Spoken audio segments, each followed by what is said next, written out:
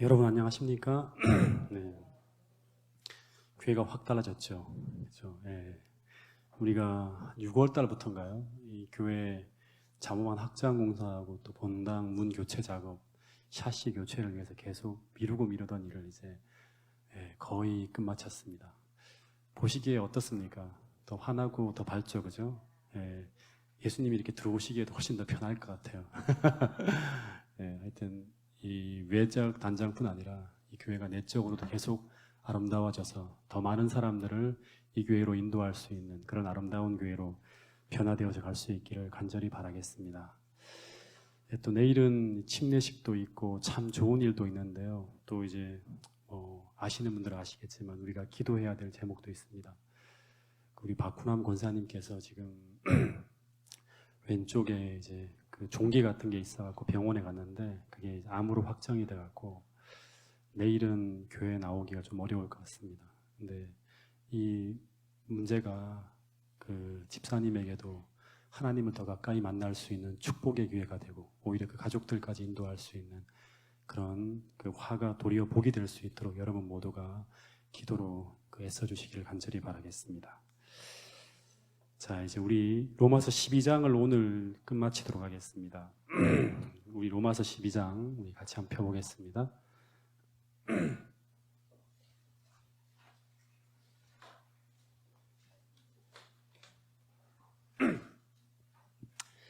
그 12장의 내용을 잠깐만 좀 요약을 좀 하면 로마서 12장은 우리가 많이 암송하는 사람들이 많은 그런 장이에요.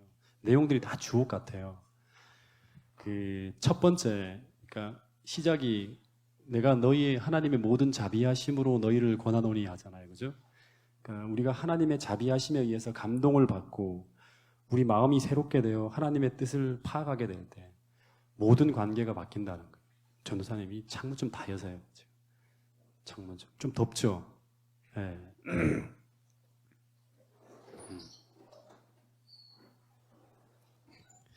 그러니까 우리가 하나님의 모든 자비하심에 의해서 그러니까 감동을 받고 그리고 마음이 새롭게 되어서 하나님의 뜻을 파악하게 될 때 모든 관계가 바뀐다는 거예요. 첫 번째는 하나님과의 관계가 바뀌고 두 번째는 인간 관계가 바뀐다는 거예요. 그래서 그런 사람은 첫째 로마서 1장 12장 1절 2절에 보면 자신의 몸을 하나님께 드리게 돼요. 바치라 하는 거는 어떻게 보면 하나님의 명령이기 전에 믿음으로 말미암아 살아가는 사람들의 삶에 나타난 하나의 결과예요. 그러니까 우리 자신을 하나님께 드리게 되고 그리고 3절 4절에 보면 그 사람은 자신의 감정과 본능과 기분에 따라 살지 않고 성령의 지혜를 따라 하나님이 바라시는 지혜로운 삶을 살게 돼요. 감정이 이끌어내는 대로 내 욕심이 따라 살지 않고 하나님의 뜻을 파악하고 살게 된다고 합니다. 그리고 난 다음에 5절부터 16절에 보면 믿음으로 말미암아 살아가는 사람들, 하나님과 인간과의 모든 관계가 회복된 사람들은 첫 번째는 교회 안에서 신자들과의 관계가 아주 여기 보면 서로 사랑으로 화목하게 지낸다는 거예요. 지체의식에 따라서. 그래서 서로 간에 다툴 수는 있지만 그게 끝까지 미움과 증오로 남아서 가진 않아요. 그 믿음으로 사는 사람들은. 그리고 더 나가서 17절부터 21절에 보면 이제는 신자들뿐 아니라 우리를 핍박하는 원수까지도 사랑하며 섬기게 된다고 하는 거예요. 믿음으로 말미암아 살아가는 삶의 결과들이에요. 그래서 여러분 이 로마서 12장은 믿음으로 말미암는 칭의가 주는 평화를 맛본 신자들의 삶의 결과가 12장에 이렇게 나타난다 그러는데 그 핵심은 바로 뭐냐 그러면 믿음으로 말미암는 의, 이 믿음의 의는 믿음으로 말미암는 의는 믿음의 의는 우리에게 영생만을 주는 게 아니라 구원만을 주는 게 아니라 반드시 삶의 변화를 이끌어간다는 거예요. 이걸 기억해야 돼요. 삶의 변화.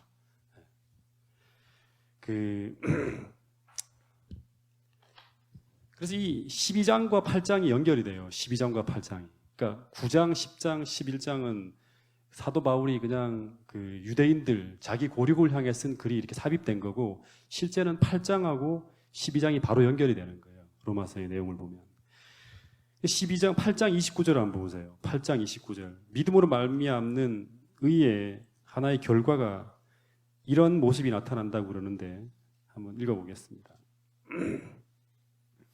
자, 같이 한번 읽어보겠습니다. 시작. 다시. 자, 8장 29절. 시작. 하나님이 미리 아신 자들을 또한 그 아들의 형상을 본받게 하기 위하여 미리 정하셨나니 이는 그로 많은 형제 중에서 맏아들이 되게 하려 하심이니라. 그러니까 여기 보면 하나님이 미리 아신 자들을 또한 그 아들의 형상을 본받게 하기 위하여, 그 아들의 형상을 본받게 하기 위하여라는 게 바로 뭐냐 그러면 믿음으로 말미암는 의의 결과의 하나의 모습이에요. 아들의 형상으로 변화되어지는 것. 그래서 여러분 기억하세요. 복음을 받아들이는 사람들은, 다시 말하면 믿음으로 말미암는 의를 경험한 사람들은 구원뿐 아니라 삶의 변화도 같이 하나님이 주신다는 거예요. 영생의 선물만이 아니라 이 땅의 삶의 변화도 같이 이루어준다는 거예요.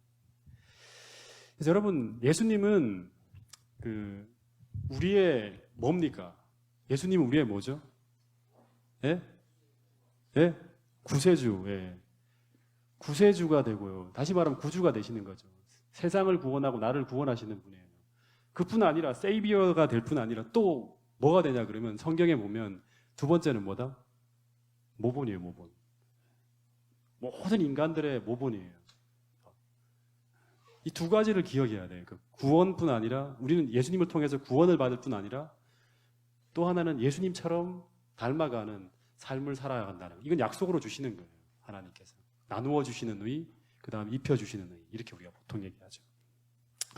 그래서 이 구원과 변화는, 영생이라는 건 구원이거든요. 이 구원과 변화는 같이 오는 거예요. 이거를 뭐라 그러냐 그러면 칭의, 또 이거 밑에 걸 뭐라 그러죠? 변화를 뭐라 그러죠? 성화. 예. 그래서 칭의를 경험한 사람만이 반드시 성화를 받게 돼요. 성화를 경험하게 됩니다. 여러분, 그래서 우리가 오늘 믿음으로 말미암아 예수님이 나와 함께 거하시게 될 때, 다시 말하면 이 하나님의 사랑이, 그리스도께서 나를 사랑하시는 그 사랑이 나에게까지 나타나게 되면 사람들은 그 사람이 예수와 함께 있는 사람이라는 것을 알게 되고, 또 모든 사람들에게 이 교회가 그 사람에게 이 진리가 있다, 하나님이 있다는 것을 알게 된다는 게 성경의 하나의 약속입니다. 우리 요한복음 13장 34절 한번 같이 보겠습니다. 요한복음 13장 34절.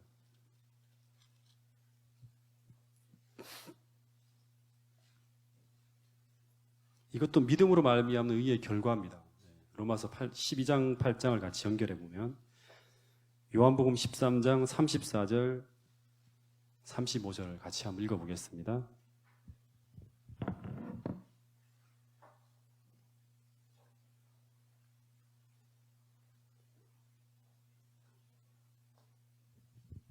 자, 같이 읽겠습니다. 시작. 새 계명을 너희에게 주노니 서로 사랑하라.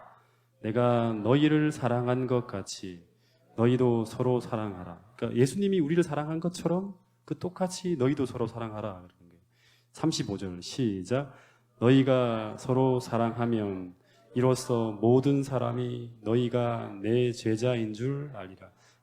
내가 너희를 사랑한 것 같은 그 사랑이 너희 속에 나타난다 그러면 이로써 모든 세상 사람들이 너희가 내 제자인 줄, 다시 말하면 너희 속에 예수가 계시다는 걸, 이 교회에 하나님이 계시다는 것을 사람들이 알게 된다는 거예요.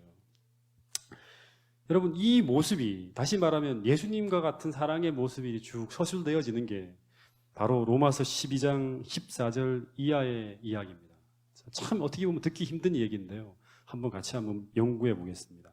자, 이 사람이 할 일들이 아니에요. 자, 로마서 12장 다시 돌아가서 14절 한번 읽어볼까요? 시작. 너희를 박해하는 자를 축복하라. 축복하고 저주하지 말라. 네. 여기까지만요. 자, 이 말씀의 하나 요점이 뭐냐 그러면 우리가 이렇게 인생을 살아갈 때 우리에게 항상 좋은 이웃만 있는 게 아니죠, 그죠? 네. 좋은 이웃만 있는 게 아니라 어떻게 보면 너무너무 미운 그러한 나쁜 이웃도 있다는 거예요. 우리가 인생을 살아가다 보면. 근데 그 중에서도 17절, 14절부터 정확하게 말하면 17절부터 그 마지막까지 이야기들은 나쁜 이웃들과 관계를 맺고 살아가게 될 때 그들을 그리스도인으로서 어떻게 대해야 되는가 하는 이야기. 그 믿음으로 말미암는 의를 경험한 사람들은 어떻게 살아야 되는가 하는 거예요. 여러분, 모든 인간에게는 복수 심리가 있죠. 그죠? 없습니까? 여러분들은 다 성화가 되었나요? 네. 여러분, 속담 보면 뭐가 있죠? 대로, 그거는 성경 이야기고. 대로 받고 뭘로 준다? 뭐 정확하게 아시네. 이걸 안 잊어버리네요. 대로 받고 뭘로 준다? 말로 때려준다. 이게 보통 사람들의 하나의 본능적인 심리예요. 한번 내한테 치기만 해봐라. 내가 반드시, 만약에 소총을 쏘면 뭘로 날린다? 미사일을 쏘겠다.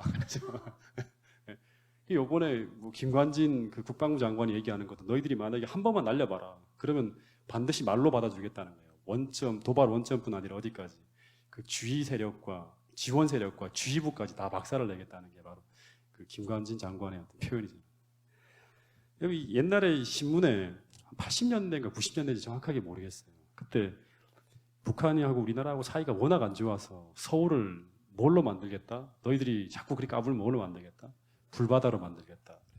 그랬더니 그 다음에 어떤 보도가 나간지 아십니까? 그 다음에 신문을 통해서 너희들이 우리를 서울을 불바다로 만들면 평양을 어떻게 하겠다?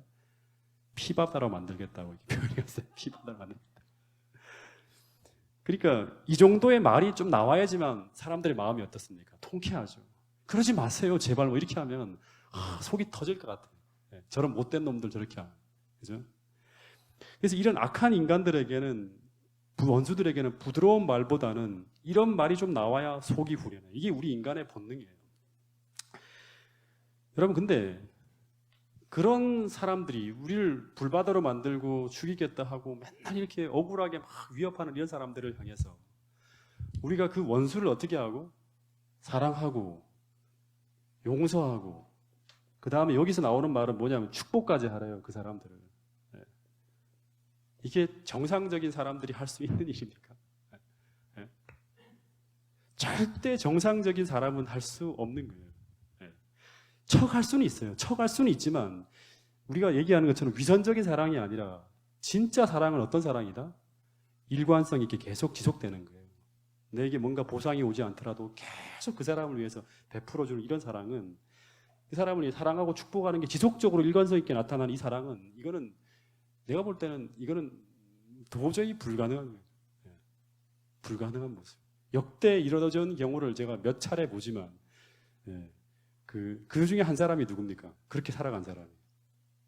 그렇게 살아간 사람이 누구죠? 예수님. 속 시원하게 대답하세요. 그리고 또 있어요. 이렇게 살아간 사람들이. 누구죠? 성경에 본다 그러면 사도행전에 나오는 제자들이 이렇게 살았잖아요. 그러니까 이런 것들을 통해서 한번 생각해 볼 수 있는, 오늘 이런 모든 모습들은 제자들은 그전에는 그렇지 않았어요. 그죠? 누구예요? 요한과 그 야고보가 예수님을 막 이렇게 받아주지 않는 배척하는 사람들을 향해서 뭐라 그러죠?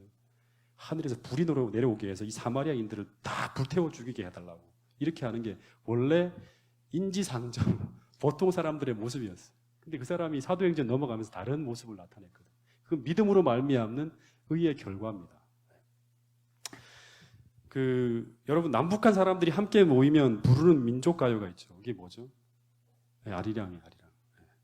근데 아리랑 노래 가사를 여러분 혹시 아세요? 우리 민족의 정서와 한이 쫙 서려 있는 아름다운 노래.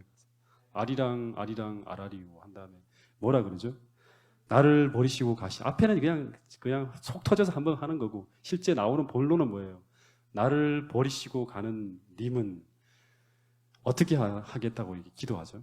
심리도 못 가서 어떻게 한다? 발병 난다. 이게 무슨 말이에요? 예? 이 내용은 절대 기독교적이지 않습니다.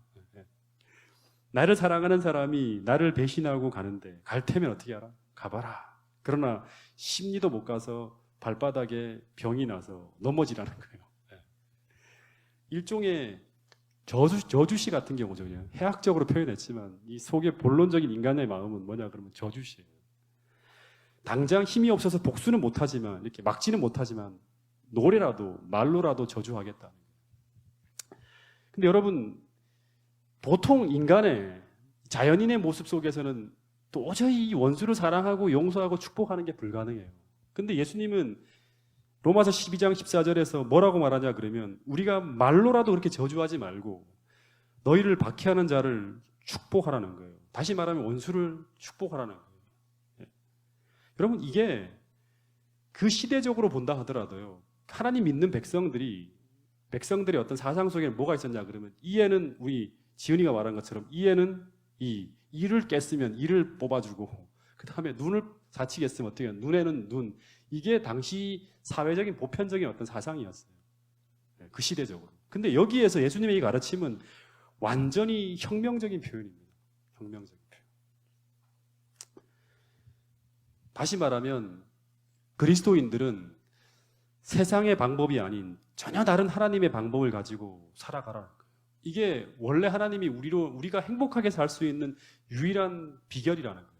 네, 하나님이 제시하시. 그리고 그렇게 해주시겠다고 어떻게 하면 믿음으로 말미암는 의를 통해서 믿음을 통해서 하나님이 우리 가운데 거하시게 하고 사도행전에 나온 것처럼 그 모든 사람들이 성령의 지배를 받게 될 때 그것이 가능해진다는 거예요. 네. 그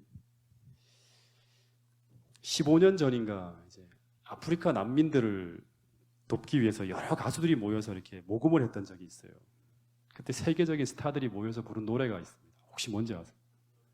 네, 우리 형님이 아나요. 저 같은 세대, 저보다 조금 더 나이가 드셨는데 We are the world라고. 네. 이게 무슨 말이냐 그러면 우리는 전부 다 세상은 한 형제다. 우리는 한 형제다라는 말이죠. 그죠? 근데 거기에 참여했던 많은 가수 중에서 그들이 대부분이 몇 년 지난 다음에요. 어떤 일이 벌어졌나 그러면 서로 다들 자기가 최고라고 하면서 다투고 싸우고 하다가 결국에는 몇 년 안 가서 그룹을 해체시켰다 그럽니다. 여러분 노래 가사를 지어서 서로 사랑하고 용서하라는 노래를 부르기는 쉬워요. 그죠? 그리고 저처럼 목사들처럼 목사나 어떤 그런 뭐 교사들처럼 원수를 사랑하고 용서하고 원수를 축복하라고 이렇게 말하고 가르치고 설교하기는 쉬워요. 말은 참 쉽잖아요. 그죠? 근데 실제로 이 말이 아니라 정말 내 삶의 현장 속에서 나를 정말 힘들게 하고 나를 괴롭게 하고 나를 무고하게 고통스럽게 하고 나를 억울하게 모함하는 사람을 축복하는 것은 축복할 수 있는 사람은 목사나 성직자가 할 수 있는 일이 아니에요. 목사라고 할 수 있는 게 아니에요. 성직자라고 할 수 있는 게 아니에요. 원수를 사랑하는 것은요. 이거는 무슨 목사나 장로나 집사나 스님이나 수녀나 신부가 할 수 있는 일이 아니에요. 누가 할 수 있는 일인가 하면 성경을 본다 그러면 그냥 척하는 게 아니라 진짜로 할 수 있는 사람은 성경에 말하는 바에 의하면 믿음으로 말미암아 로마서에서 계속 공부했던 거예요. 내 자아가 주님과 함께 정말 십자가에 못 박힌 사람. 로마서 6장에 말하는 것처럼. 그래서 믿음으로 말미암아 그 결과로 말미암아 로마서 8장에 하면 우리가 그리스도 안에 거하게 될 때 그 안에 거하는 사람에게 임하는 이 성령의 법에 의해 통치를 받고 살아가는 사람. 다시 말하면 성령의 지배를 받고 살아가는 사람만이 할 수 있는 거라는 거예요. 그러니까 내 본성과 역행하는 다른 어떤 마음이 내게 부어질 때 가능하다는 거예요. 여러분 그래서 그냥 척하는 것이 아니라 우리가 예수님처럼 용서할 수 없는 자를 자연스럽게 용서하게 될 때 새로운 법이 나를 통치하게 돼서 내 마음을 통치하게 되어서 용서할 수 없는 자를 용서할 때 그것을 뭐라 그러냐 그러면 자연인이 할 수 없는 거잖아요. 일반적인 현상에 나타날 수 없는 거기 때문에 그거를 기적이라 그래요. 기적. 여러분 용서할 수 없는 사람을 용서하는 건 기적이에요. 이거는. 근데 이 기적이 일어날 때 우리는 뭐라 그러냐 그러면 이 역사를 뭐라 그러죠? 예? 이 기적이 일어날 때 우리는 그걸 뭐라 그러냐면 이거는 사람이 한 것이 아니라 누가 한 것이다? 신의 역사라 그러는 거예요. 하나님의 역사라 그러는 거예요. 그래서 이런 사랑이 요한복음 13장 34절 35절에 이런 사랑이 예수님이 하신 이런 사랑이 이런 모습이 우리 안에 재현되어질 때 그때 많은 사람들은 너희가 비로소 누구다? 하나님이 함께 하시는 내 제자라고 알게 된다는 거예요. 이 사랑이 나타났다. 이게 사도행전이었고 그 역사를 통해서 수많은 사람들이 그 초기 교회 안으로 몰려오는 역사가 벌어지는 거예요. 이게 기적이에요, 기적. 여러분,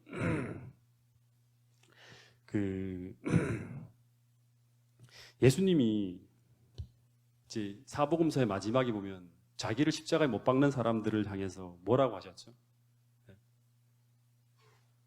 뭐라고 하셨습니까? 십자가의 칠언 가운데 한마디. 자기를 못 박는 사람을 향해서 뭐라 그랬죠? 네, 좀 빨리 대답해 주세요, 집사님. 참 대답하시다가. 네, 역시. 네. 저들의 죄를 용서해 달라고. 왜 그러냐고 하면 그들이 자기가 하는 것을 알지 못한다고 얘기를 했어요.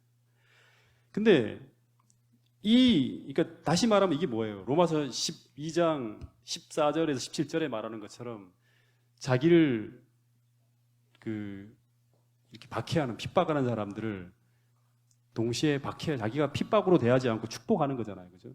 저들의 죄를 사해 달라고. 그리고 악을 악으로 갚지 않는 거예요, 이게. 다시 말하면 선으로 악을 이기는 모습이에요. 이 모습이 나타났을 때, 이 기도를 드릴 때, 이걸 누가 들었죠? 이 기도를 누가 듣냐 그러면, 같이 십자가에 못 박히는 누가 듣냐 그러면, 우편 강도가 듣게 됩니다. 이 모습은. 그리고 난 다음에, 이 우편 강도는 정말 악한 인간이거든요. 근데 그 사람이 어떻게 되었죠? 회심하는 기적이 벌어졌어요. 그러니까 다시 말하면, 우리 안에서 이런 어떤 기적이 벌어질 때, 이 기적은 여기서 끝나는 게 아니에요. 이 신의 역사는 이거를 보고 있는 또 다른 사람에게 영향을 미치는 거예요. 그래서 기적의 하나님의 역사가 계속 나를 통해서 반복되어져 번져나가는 거예요.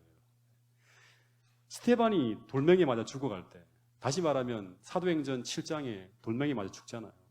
그때 이 죽어갈 때, 이 스테반이 똑같이 예수님이 하신 것처럼 똑같은 얘기를 합니다. 나는 정말 진리를 증언하고 있는데 이 바리새인들이 자기의 모든 이야기를 다 침묵시키는 그 논리적으로 대항할 수 없는 걸 깨닫고 난 다음에 막 분노해서 스테반을 죽이려고 돌멩이로 쳐 죽입니다. 그때 이 스테반이 어떻게 하냐 그러면 예수님이 하신 것과 똑같은 얘기를 합니다. 저들의 죄를 사하여 달라고. 자기가 하는 것을 알지 못한다고 하면서 그 얼굴에 비친 모습이, 그 품성이나 이런 모습이 천사 같은 모습으로 쫙 드러나게 될 때 이 모습을 보고 있던 악한 정말 기독교 역사상 가장 악한 일을 할 뻔했던 한 인물이 회심하는 기적이 벌어집니다. 누구죠? 네, 큰 소리로 누굽니까? 네, 사도 바울이에요. 사도 바울은 이 사도행전에 보면 이 스데반의 이 모습을 보고 마음이 흔들렸다 그랬습니다. 그리고 그 모습을 보고 회심하는 결정적인 계기가 됩니다. 터닝 포인트가 됩니다. 예수님의 그 모습을 보고 우편 강도가 회심하고 스데반의 그 모습을 보고 누가 회심한다고요? 바로 기독교 역사상 가장 희대의 위대한 인물인 사도 바울이 탄생하는 그 결정적인 계기를 만든 사람이 바로 누구냐 그러면 스데반의 모습 속에 나타난 이 신의 역사예요. 하나님의 사랑이, 천상의 사랑이 나타날 때 그것이 그렇게 변하는 거예요. 여러분 마찬가지예요. 오늘 여러분들의 마음 속에서도 마찬가지입니다. 우리가 하나님만이 하실 수 있는 그 기적이 여러분들의 모습 속에, 여러분들의 생애 속에 나타날 때, 이런 정신이 나타날 때, 그곳에 하나님의 구원이 힘있게 역사한다는 사실을 여러분 믿게 되기를 간절히 바랍니다.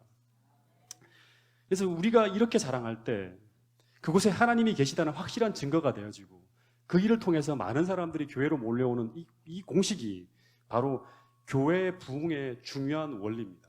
사랑이 있을 때, 하나님의 천상의 사랑이 우리 공동체 안에 나타날 때 하나님은 수많은 사람들을 이곳에 보내준다는 거예요. 우리 다시 로마서 12장 17절의 말씀을 좀 다시 한번 읽어보겠습니다.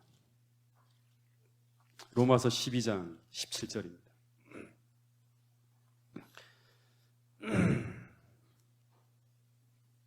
자, 읽어보겠습니다. 시작. 아무에게도 악으로 갚지 말고 모든 사람 앞에서 선한 일을 도모하라. 21절 시작. 악에게 지지 말고 선으로 악을 이기라. 이 두 구절에서 우리가 꼭 기억해야 될 것이 두 가지가 있는데요. 이 두 구절에서 우리가 이제 다시 말하면 나를 핍박하는 사람들, 우리를 악하게 공격하는 사람들은 다 우리하고 불편한 관계를 만드는 전쟁이에요. 그 삶에 뭔가 이렇게 편안하지 않은 어떤 그런 전쟁터가 벌어지는 거예요, 인생에.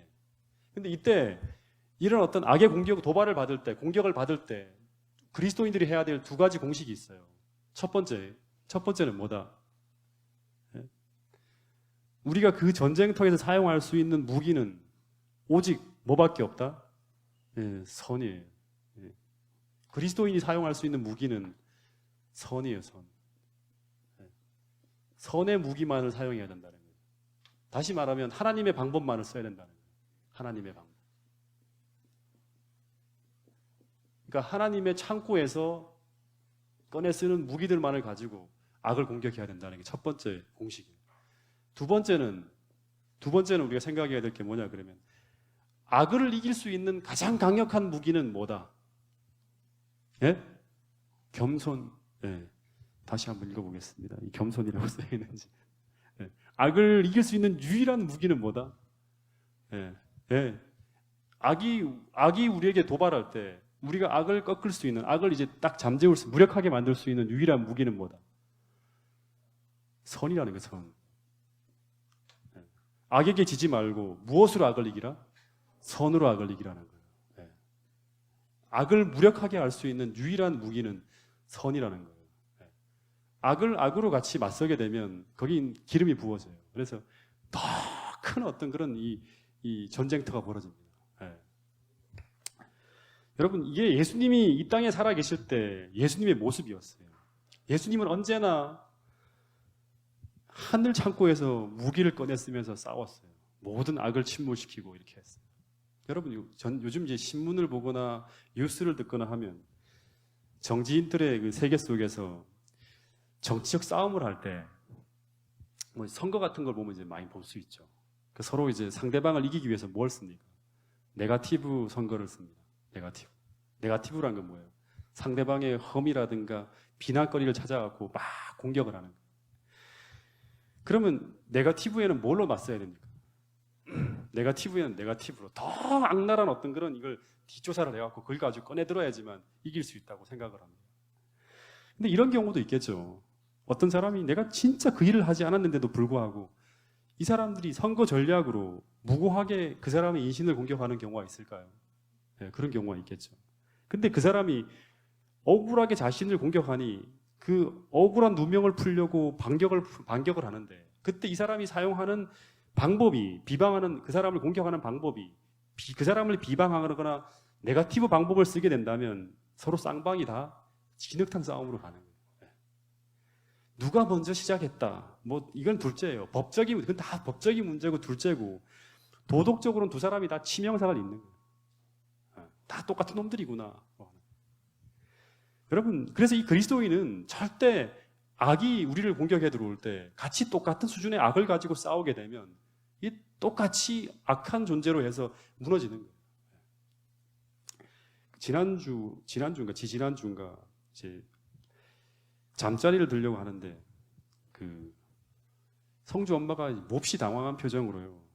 그 스마트폰에 무슨 카카오 스토리에 떠 있는 한 이제 내용을 보라고 하면 저한테 탁 넘겨주는 거예요. 근데 그 내용이 무슨 내용인가 하면 그 성주가 동중한 합회장으로 지냈던 한 목사님을 비방하는 어떤 글이 이제 막 카스에 막 올려졌다고 하면서 그래서 이제 성주가 그 친구 얘기를 듣고 이제 그 카스로 들어갔는가 봐요.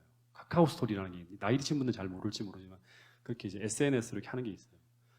들어가 보니까 거기에 누가 있냐 그러면 그 동중한 합회장을 지냈던 그 목사님뿐 아니라 동중한 합회 여러 목사님이 있는데 그곳에 성주 엄마와 제 사진이 딱 올려져 있는 거예요.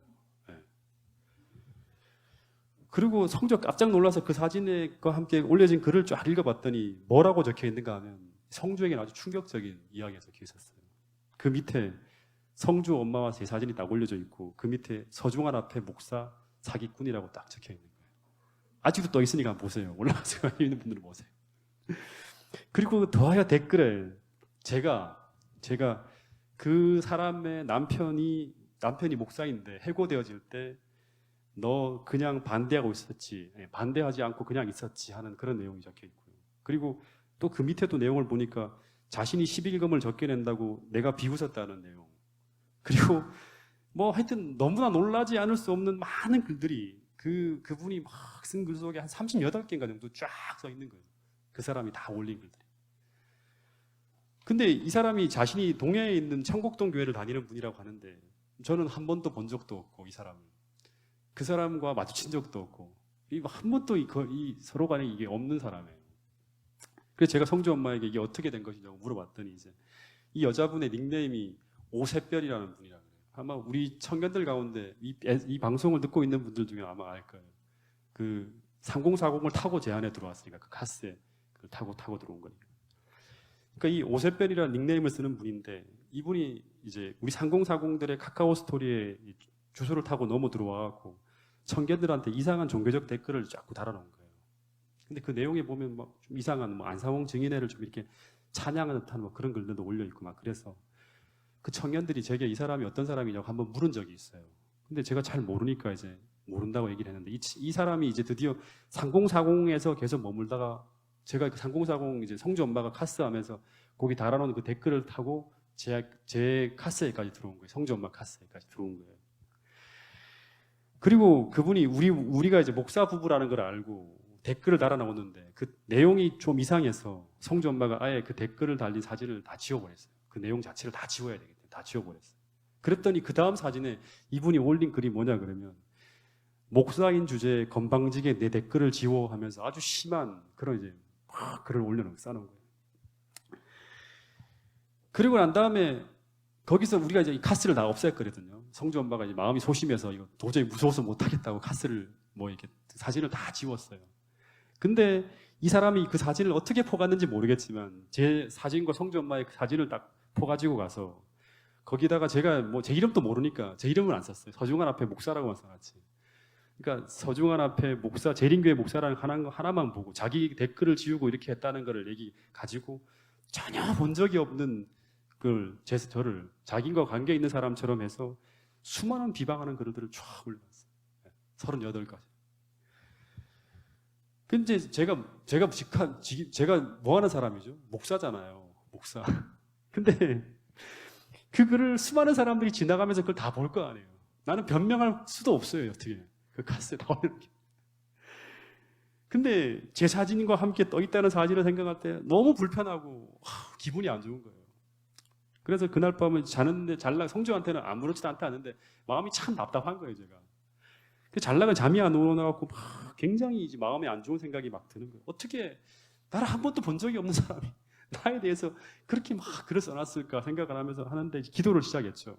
마음으로 기도를 딱 하는데 그때 문득 기도를 시작할 때 드는 생각이 바로 뭐냐 그러면 난 이렇게 그 성경을 가르치는 목사잖아요. 근데 너무너무 힘든 거예요. 근데 갑자기 문득 드는 생각이 예수님을 생각하라는 거예요. 기도할 때. 예수님을 생각하라는 생각이 탁 들어오면서 그러면서 바로 떠오른 생각이 뭐냐 그러면 니는 조금 이렇게 무고하게 조금 이렇게 비방하는 글이 달렸다고 그렇게 불행해하고 힘들어하고 그렇게 하냐?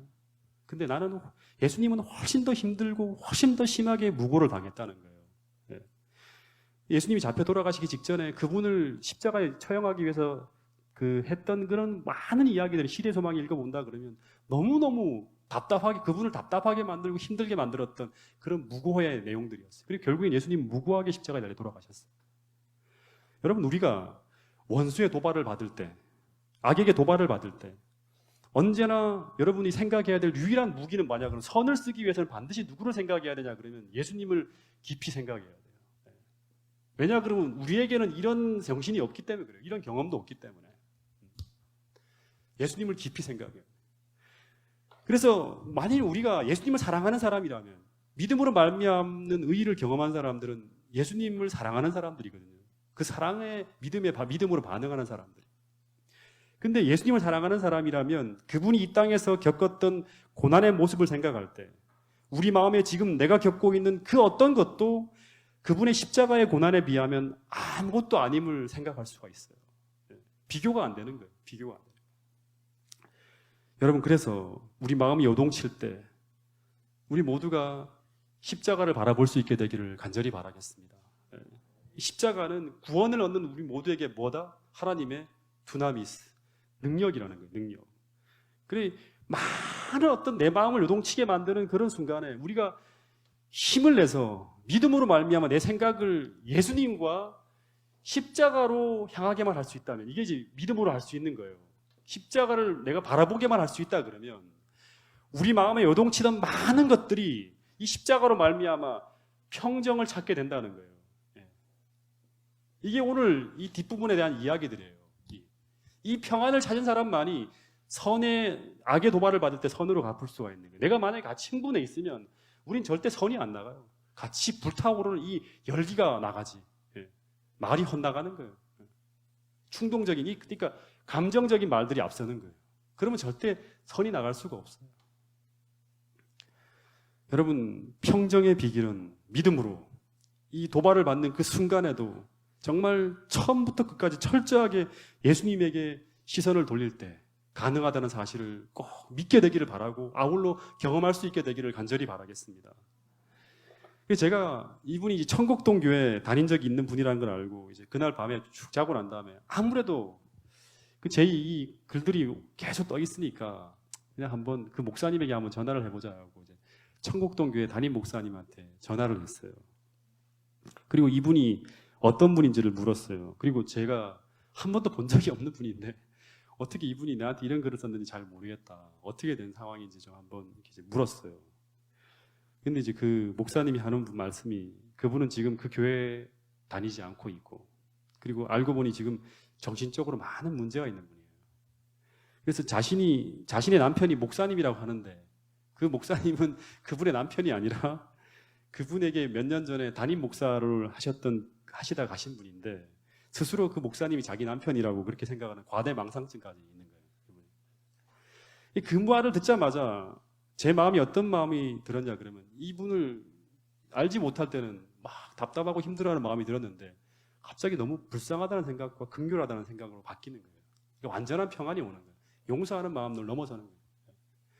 여러분, 근데 제가 목사이기 때문에 그렇게 하지는 않겠지만 제 직무상도 마찬가지로 하지는 않겠지만 만약 내가 이분하고 미워하는 마음을 가지고 바로 전화통화를 시작해서 그분에게 당신이 나를 어떻게 한 번도 본 적이 없는데 이렇게 할 수 있냐고 야단을 치고 막 화를 낸다고 싸웠다면 여러분 어떤 결과가 돌아올까요?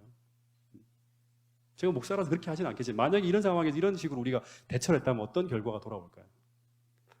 여러분 그 다음날 제가 이렇게 그분에게 긍휼히 여기면서 평안하게 하루를 보낼 수 있을까요? 모든 상황이 밤에 잠깐 내가 불편한 정도가 겪었고 기도하고 난 다음에 그 다음날 아침 완전히 제가 평안을 찾았어요. 만약에 내가 전화를 걸어갖고 당신 어떻게 이렇게 할 수 있냐 하면서 막 화를 내고 막 불을 가지고 싸웠다면 어떻게 결과가 어떨까요? 물론 그 순간 화나는 마음을 다 쏟아냈기 때문에 속은 시원하겠죠. 그 순간. 하지만 내 마음의 평안은 사라집니다. 이게 확실한 거예요. 왜냐 그러면 그분하고 미워하는 마음을 가지고 낯선 공방을 막 벌이면 우리 마음엔 오랫동안 계속 그 증오감이 사라지지 않아요. 계속 그분을 미워하는 마음 생각만 하면 계속 불편해지는 거예요. 독이 계속 들어오는 거예요. 스트레스를 받고. 그리고 혹시 그 비정상적인 그분이 그 다음날 제 전화번호 떴을 거 아니에요. 전화를 걸어가지고 저한테 뭐라고 막까지 했냐 그러면 너 한번 합회장님한테 한번 얘기해봐. 네 가족들 다 몰살시켜 죽일 거라고. 그런 얘기까지 막 써 올려놓은 거예요. 근데 이런 말들을 그분이 실행하진 않지만 이런 도발적인 말들을 계속 우리 가족들이나 저한테 쏟아부었다 그러면 제가 평안할 수 있을까요? 여러분 우리가 진짜 인간이 행복할 수 있는 매뉴얼은 성경에 담겨 있어요. 이걸 우리가 배워야지만 이 땅에 이기적이고 아주 불행하게 만들 수 있는 수많은 어떤 환경들 속에서도 우리가 행복하게 살 수 있는 유일한 방법은 예수님을 방법을 따라가는 거예요. 믿음으로 말미암아 살아가는 거예요. 여러분 우리가 더 옳고 더 합리적이라 해서 항상 이기는 것은 아니에요. 제가 그 사람에게 확실하게 합리적으로 모든 이야기를 딱딱딱 던져갖고 당신 잘못했습니다. 사과하세요 하고 이렇게 딱 끝낼 수도 있어요. 하지만 그게 이 영적 전쟁에서 선과 악의 전쟁에서 우리를 승리로 이끌지 않는다는 거예요. 항복을 받아낼 수 있는 게 아니라는 거예요. 여러분 선악의 대쟁투에서 그리스도인이 이길 수 있는 방법은 악과의 싸우는 과정에서 선이라는 무기를 사용하며 이 모든 상황 속에서도 하나님이 개입할 수 있는 개입할 수 있게 할 수 있는가 못하는가 하는 것이 선악의 대쟁투에서 승리의 유일한 방법임을 꼭 믿게 되기를 간절히 바라겠습니다. 다시 말하면 악을 이기기 위해서 우리가 쓸 수 있는 유일한 무기는 하나님의 방법이다. 예수님, 이것만이 모든 인간관계를 화평하게 만들 수 있고 우리를 행복하게 살 수 있게 만들어준다는 거예요. 네. 여러분, 우리가 악을 이기기 위해서 악을 사용하는 순간 총으로 받았는데 열받아서 대포를 쏘거나 미사일을 쏘게 되면 이 사람은 반드시 어느 순간인가 이걸 보복하기 위해서 그 다음에 핵무기를 들고 나오기 위해서 핵무기를 개발할 거예요. 네. 이걸 되갚기 위해서. 여러분, 이게 인간이라는 세계 생리 속에 벌어지는 악순환. 이 악을 이기기 위해서는 반드시 선으로 그 악을 상대해야 된다는 거예요. 18절 보세요. 18절. 할 수 있거든 너희로서는 모든 사람으로 더불어 평화하라. 할 수 있거든 모든 사람으로 더불어 평화하라. 이게 행복하게 살 수 있는 방법이에요. 인간관계 속에서 이 평화가 깨어질 때 사람과의 관계 속에 우리는 절대 행복해질 수가 없어요. 여러분, 교회라는 공동체에도 마찬가지예요. 이 공동체 안에서 마음이 불편하거나 미워하는 사람이 있으면 교회 다니는 것이 절대 행복하지 않습니다. 저랑도 마찬가지예요. 저랑도.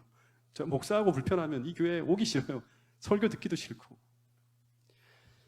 여러분, 근데 이 모든 화목한 인간관계를 위해서 우리 힘으로는 안 되거든. 우리 본성 자체가 이기적이기 때문에. 그리고 오해를 해요, 항상 우리는. 상황을 정확하게 객관적으로 볼 수 없고 내 주관적으로 보기 때문에 다 오해로 얽혀 있다. 이거를 풀기 위해서 화목한 인간관계를 위해서 반드시 필요한 게 뭐냐 그러면 십자가예요. 십자가. 에베소에도 나오고 항상 나오는 게 십자가예요. 십자가.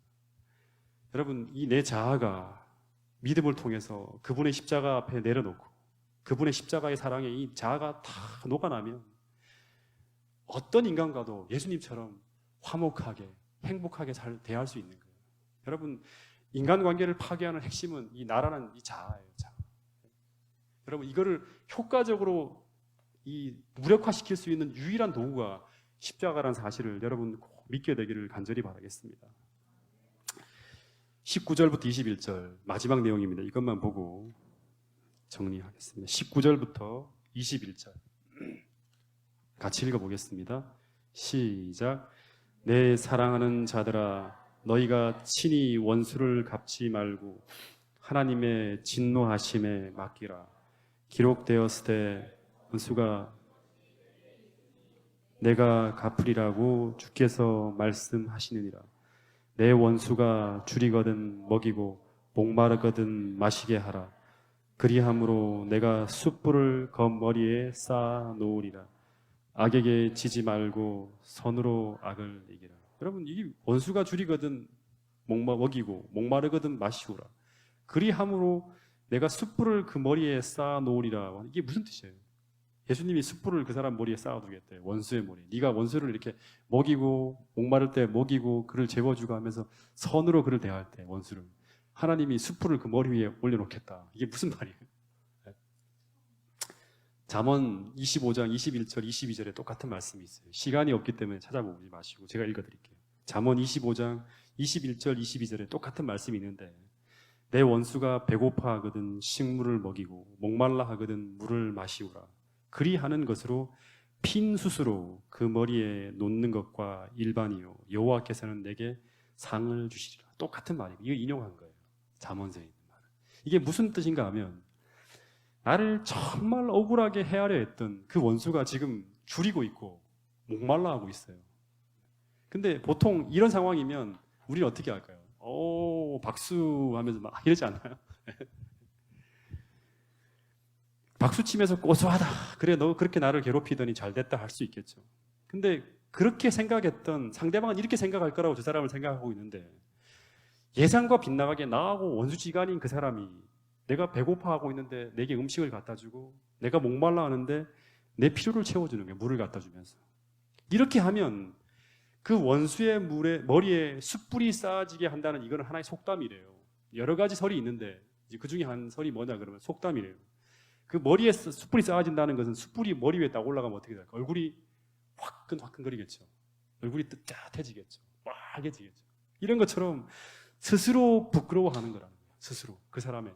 다시 말하면 이것이 그로 하여금 회개로 이끌어내게 만든다는 거예요. 하나님께 영광을 돌리는. 원수를 스데반처럼 갚지 않고 원수를 축복했을 때 도리어 그 원수가 나와 화목한 관계로 회복되어지는 거예요.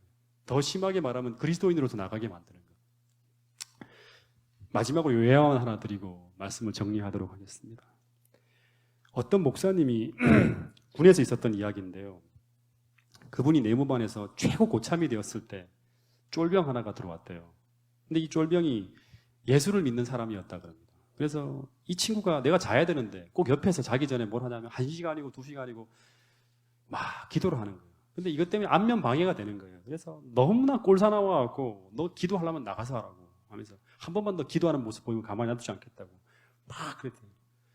그러면서 근데 이 친구가 아무리 기합을 주고 구박도 하고 일도 더 많이 시키고 그러는데도 불구하고 기도 계속 하는 거예요. 계속 자기 전에 언제나 손을 모으고 기도하는 거예요. 그것도 기도할 때 그냥 조용하게 하면 되는데 갑자기 막 이러고 그다음에 예수님 막 이런 소리도 하니까 빨리 안 자고 뭐 하냐고 막 계속 구박을 했다 그럽니다. 근데 어느 날 한 번은 그래서 되게 미웠대요, 이 쫄병이. 근데 어느 날 한 번은 이 고참이 밤에 술이 이만큼 취해서 들어왔대요. 고참이라서. 근데 이 친구가 그때도 기도를 하고 있었대요. 그래서 너무 화가 나고 술김에 진흙이 잔뜩 묻은 이 군화를 가지고 그냥 그 친구 침상에 올라가고 군화로 몇 번을 들고 때리고 난 다음에 확 집어던지고 그런 다음에 술김에 잤대요. 몇 대 패고 난 다음에. 근데 어느 날, 그날 새벽녘이었죠. 이 고참이 목이 말라갖고 술 기운에 깨갖고 이렇게 물을 마시겠다고 깼는데 옆에서 부스럭 끓이는 소리가 들리더래요. 근데 가만히 보니까 저쪽에서 그 쫄병이 자기가 진흙이 잔뜩 묻은 그 군화를 깨끗이 닦고 있더래요. 자기 군화를. 깨끗이 닦고 난 다음에 모른 채 하고 다시 누웠는데 자기 침대 머리 밑에다가 이렇게 탁 놔놓고 난 다음에 조용하게 누워서 자기 옆에 와서 자더래요. 그때까지 기도하고 있다가 군화를 깨끗이 다 닦고. 그러니까 기도하면서 뭘 되겠어요? 이 원수를 선으로 악을 이기라는 것처럼 그 하나님 말씀에 힘입어서 눈물을 흘리고 난 다음에 너무 괴로웠지만 그 군화를 다 딱 기도하고 내 본성으로는 그 자리에 작업해하고 완전 이 군화를 그냥 다 째놓든지 이렇게 하고 싶은 마음이 들겠지만 그렇게 하는 대신에 이 하나님의 방법을 따라가는 거예요. 기도하면서 믿음으로 말미암아.